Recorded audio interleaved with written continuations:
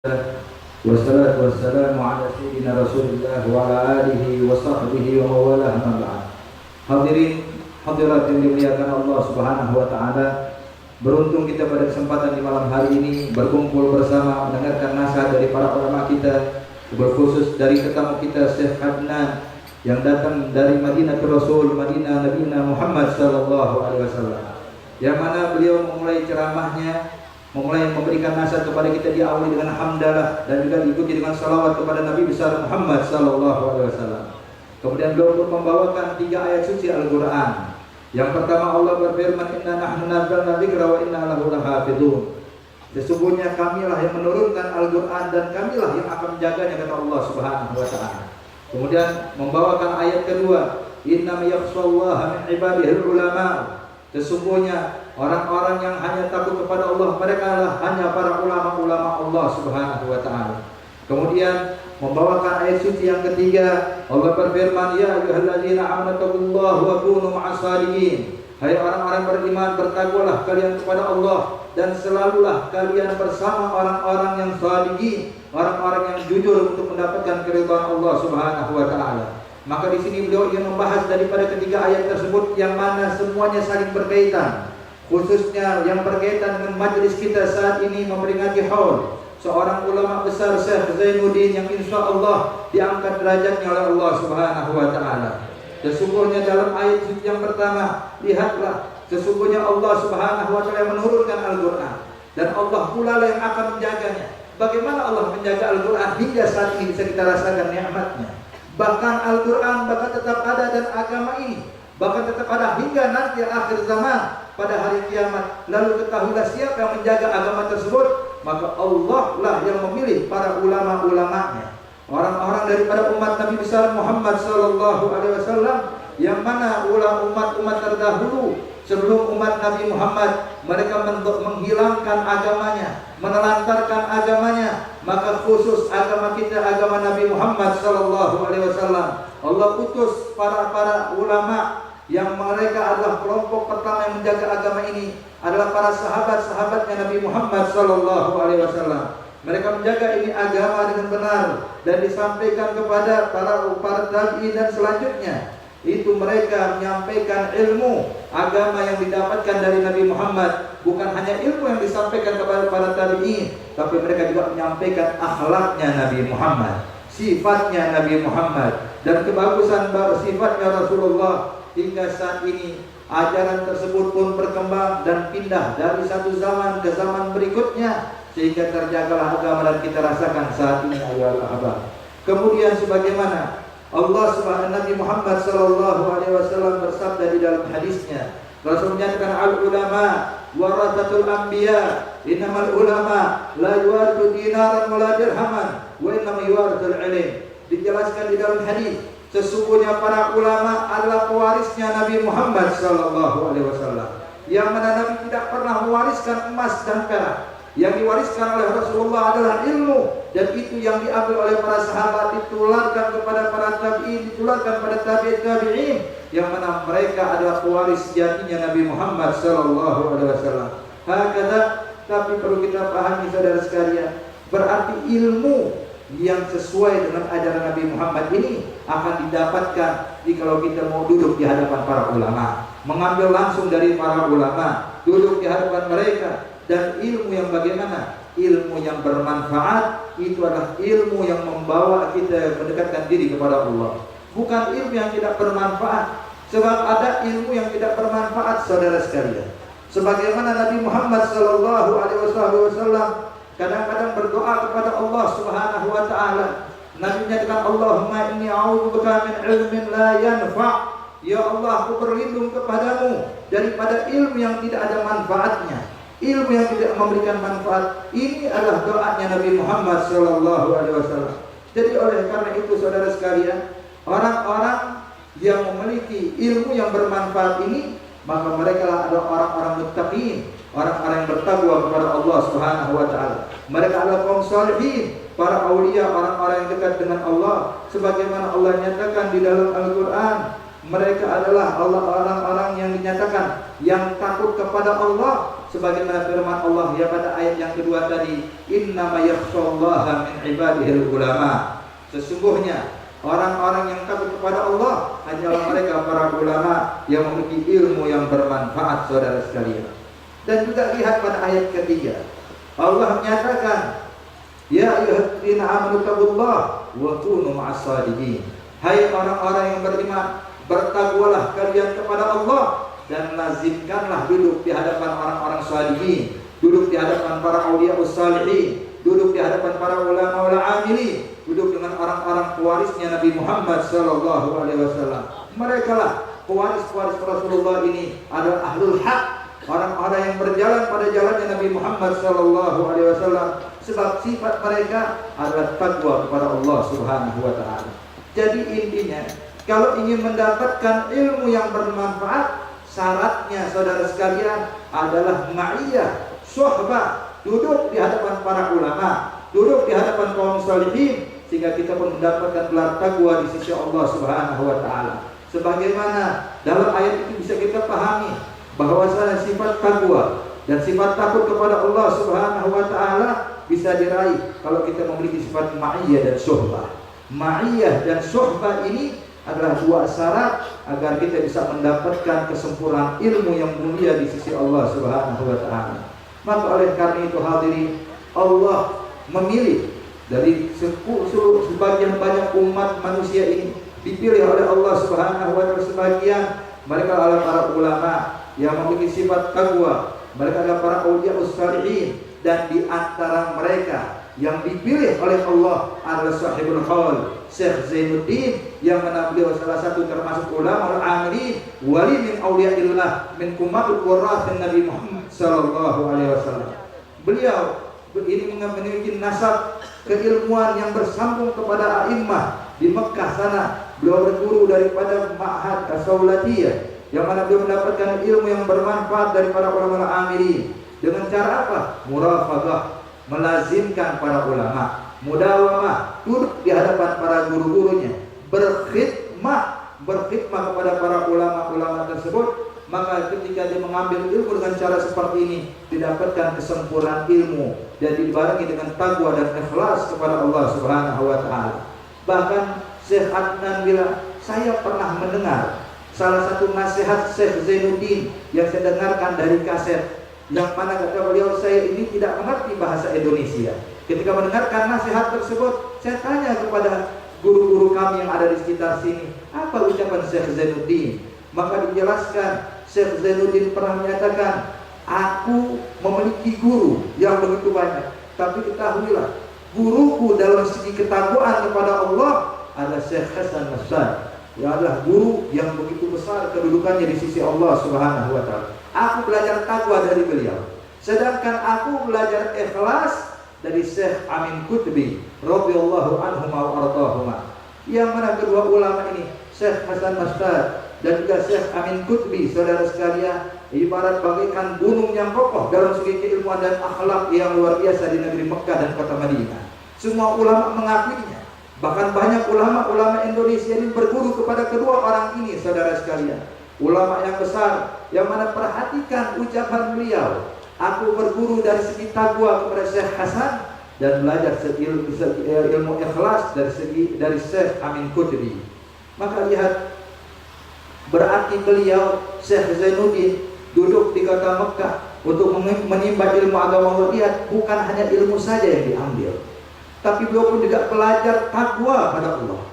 Beliau pun juga mengambil ikhlas kepada Allah Subhanahu wa taala. Sebab saudara sekalian, kalau seandainya kita tahu disebutkan di dalam Al-Qur'an siapa orang yang paling mulia, siapa orang yang paling agung di sisi Allah, Allah nyatakan di dalam Al-Qur'an, inna akramakum indallahi atqakum. Sungguh orang yang paling mulia di sisi Allah adalah orang yang paling bertakwa kepada Allah Subhanahu wa taala. Maka kalau ingin mendapatkan kemuliaan dari Allah, bukan hanya ilmu saja yang kita ambil, juga ambil ketakwaan dari para guru kita, ambil ikhlas dari para ulama-ulama kita.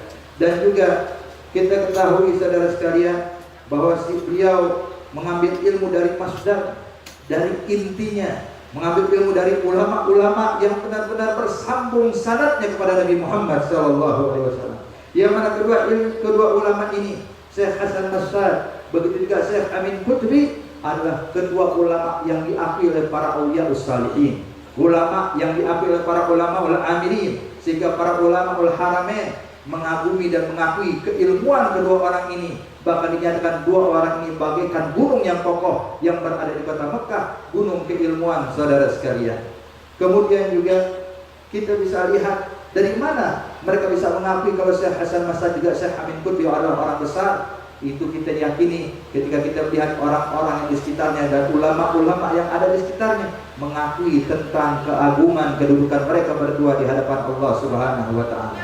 Jadi perlu kita paham, takwa dan ikhlas ini adalah sifatnya para auliya ussalihin. Ini adalah sifatnya orang-orang ahlillah, orang-orang yang dekat dengan Allah Subhanahu wa taala.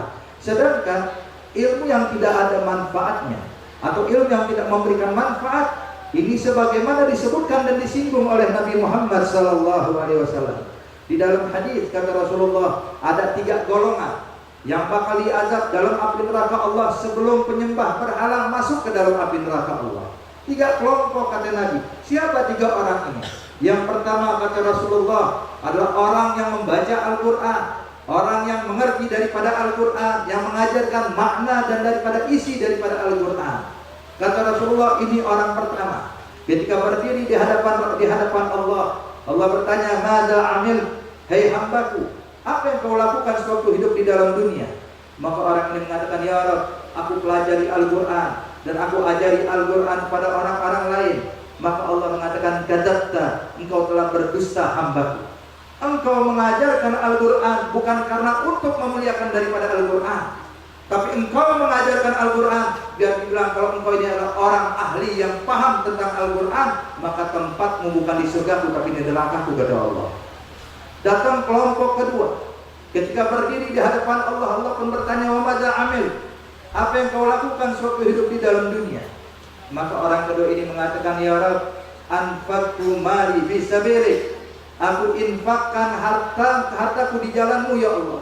Aku sedekah kepada fuqara dan masakin. Aku tolong kepada orang-orang yang membutuhkan. Itu semua aku lakukan demi melaksanakan jalanmu ya Allah, demi melaksanakan syariatmu ya Allah. Maka Allah mengatakan, "Kadzabta, dan engkau pun juga telah berbohong kepadaku," kata Allah. Engkau menginfakkan hartamu, engkau bersedekah bukan untuk karena mengikuti jalanku dan agamaku, kata Allah, tapi engkau menginfakkan hartamu karena untuk dibilang kalau engkau ini orang yang dermawan. Engkau berharap dipuji oleh manusia, maka tempatmu pun juga bukan di dalam surgaku tapi di nerakaku. Orang kedua pun dijebloskan ke dalam api neraka Allah. Datang kelompok ketiga. Orang ketiga ketika berdiri di hadapan Allah, Allah pun bertanya kepada dia, "Wa madza amil?" Apa yang kau lakukan? Maka orang ketiga ini mengatakan, "Ya Rabb, jahadtu fi sabilik." Aku berjihad di jalanmu ya Allah. Aku tumpahkan darahku, aku korbankan nyawaku untukmu ya Allah. Allah pun mengatakan, "Kadzabta, engkau pun juga berbohong," kata Allah. Bukankah engkau berjihad dengan tujuan dibilang kalau engkau ini seorang pemberani, harapan engkau sebagai pahlawan, dan ini sudah terjadi kata Allah, maka tempatmu bukan di surgaku tapi di nerakaku. Perhatikan ayuhal mukmin, ketiga amalan ini, amalan yang begitu agung, amalan yang begitu mulia, amalan yang begitu hebat, sehingga para ulama-ulama mereka menulis, mengarang kitab tentang ketiga amalan ini berjilid-jilid daripada kita, tentang amalan yang begitu mulia. Tapi lihat, jikalau dia amalkan amalan tersebut tidak ada ikhlasnya kepada Allah, tidak karena ikhlas kepada Allah, maka tempatnya bukan di surga Allah melainkan di dalam api neraka Allah Subhanahu wa taala. Na'udzubillah min dzalik.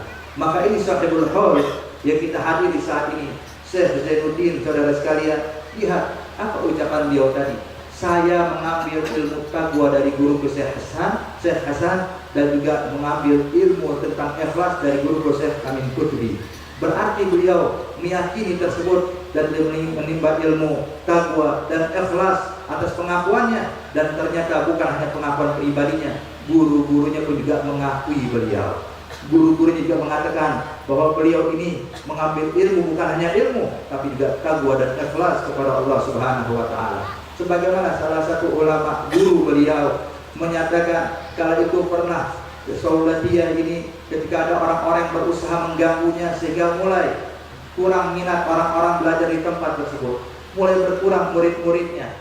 Maka satu orang bertanya kepada beliau, kepada guru ini, "Hei guru, kalau begini terus keadaannya sholat ya lama-lama tutup, sebab tidak lagi ada murid yang mau belajar di tempat sini." Maka beliau pun mengatakan, "Hei muridku, terus terang, kalau seandainya aku punya satu murid saja seperti Syekh Zainuddin, maka cukup untukku, nggak perlu murid yang banyak. Satu murid seperti beliau cukup untuk menghidupi sholat ini." Maka lihat pengakuan dari seorang guru kepada murid. Dan juga saya, kata beliau Syekh Adnan ini, saya tidak hidup di zaman beliau, saya tidak mendapatkan Syekh Zainuddin, tapi saya melihat peninggalan beliau. Peninggalan beliau adalah lihat Nahdlatul Wathah. Peninggalan beliau adalah murid-muridnya hadir bersama kita, Syekh Anas, begitu juga para guru-guru yang lain, Ustadz Kamrin, Ustadz Khairuddin, dan yang lainnya. Aku melihat dari mereka ternyata bukan hanya ilmu yang mereka dapatkan, tapi ikhlas dan takwa juga aku lihat dengan mataku daripada sifat mereka ini. Mereka lah waris-waris dari guru Syekh Zainuddin tersebut. Maka saudara sekalian, dinyatakan saya juga pernah berziarah ke Lombok. Saya sering berulang kali mengadakan ziarah ke sana. Saya lihat peninggalan, subhanallah, sebagaimana yang saya dengar, yang diakui oleh para ulama-ulama, bahwa Syekh Zainuddin ini telah mendapatkan ilmu dibarengi ikhlas dan takwa kepada Allah Subhanahu wa taala. Dan saya terakhir kali menyatakan, saya ini terus terang, sebelum saya berangkat kemari saya berziarah ke makam Nabi. Saya duduk di Masjid Nabawi. Saya memohon kepada Allah untuk bisa bertemu dengan orang-orang yang berjalan di jalan Allah, bertemu dengan para zuriyahnya Nabi Muhammad SAW, bertemu dengan pecinta-pecintanya Nabi Muhammad. Alhamdulillah, doa saya dikabulkan oleh Allah Subhanahu wa taala. Sehingga saya duduk di tempat ini, bertemu dengan para ulama-ulama, bertemu dengan orang-orang saleh di hadapan kita ini. Dan juga saudara sekalian, khulasah, jadi inti dari ceramah saya ini, kata beliau, maka ketahuilah, taulah batasan kita dengan para ulama-ulama kita. Mereka adalah orang-orang yang dekat dengan Allah Subhanahu wa taala, orang-orang yang memiliki kedudukan di sisi Allah Subhanahu wa taala. Maka ambil ilmu dari mereka dan duduklah, hormat kepada mereka, berjalanlah di jalan mereka. Sebab sesungguhnya aku melihat banyak sekali ulama-ulama besar yang punya nisbah kepada Syekh Zainuddin ini, baik di Lombok bahkan sampai di Malaysia, bahkan di Haramain. Aku melihat orang-orang yang punya nisbah kepada beliau benar-benar menunjukkan ilmu dan juga ikhlas kepada Allah Subhanahu wa taala, tidak mengharapkan pujian dari siapapun, dan orang-orang yang bertakwa kepada Allah Subhanahu wa taala. Maka mereka lah para ulama-ulama kita, orang-orang saleh yang insya Allah kita semua digolongkan orang-orang yang bisa berkumpul bersama beliau nanti di akhirat kelak, berjalan di jalannya dan mengikuti cara-cara beliau untuk mendekatkan diri kepada Allah Subhanahu wa taala. Dan mungkin cuma ini yang bisa saya pahami dari apa yang disampaikan oleh guru kita dan tamu kita Syekh Adnan. Akhirnya beliau menutup ceramahnya dengan doa yang insya Allah dikabulkan oleh Allah Subhanahu wa taala. Dan kita berkumpul di tempat ini, insya Allah segala hajat kita dikabulkan oleh Allah Subhanahu wa taala, dan kita yang hadir di tempat ini tidak bangun melainkan dosa kita diampuni oleh Allah. Dan kita doakan buat para guru kita, para ulama kita, Al-Habib Ahmad bin Ali bin Syahab, dipanjangkan usianya oleh Allah Subhanahu wa taala, Ustaz Tamrin, dan juga para tetamu kita Ustaz Khairuddin, para asatidz yang lainnya, insya Allah dipanjangkan usianya oleh Allah dalam keadaan sehat wal afiat, hingga bisa selalu membimbing kita ke jalan yang penuh ridha dari Allah, jalan yang penuh rahmat dari Allah. Amin ya rabbal alamin. Lebih kurang yang fakir mohon maaf. Wabillahi taufiq wal hidayah. Wassalamualaikum warahmatullahi wabarakatuh.